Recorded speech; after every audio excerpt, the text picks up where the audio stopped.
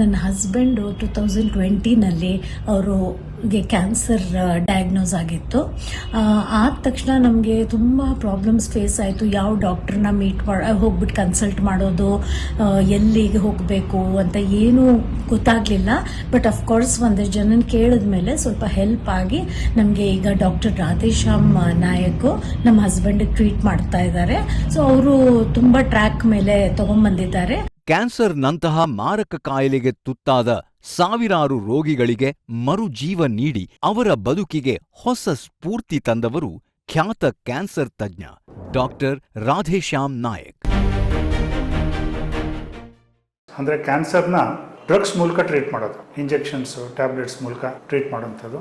Chemotherapy ಅಂತ ಹೇಳ್ತೀವಿ, ಅಂದರೆ ಕೆಮಿಕಲ್ಸ್ನ ರಕ್ತಕ್ಕೆ ಕೊಟ್ಬಿಟ್ಟು ಅದರಲ್ಲಿ ಕ್ಯಾನ್ಸರ್ ಕಂಟ್ರೋಲ್ ಮಾಡೋದು. ಇಮ್ಯುನೋಥೆರಪಿ, ನಮ್ಮ ಬಾಡಿ ಇಮ್ಯುನಿಟಿನ ಜಾಸ್ತಿ ಬೂಸ್ಟ್ ಮಾಡಿ ಇಮ್ಯುನಿಟಿ ಕ್ಯಾನ್ಸರ್ನ ಕಂಟ್ರೋಲ್ ಮಾಡೋಕ್ಕೆ ಟ್ರೈ ಮಾಡೋದು.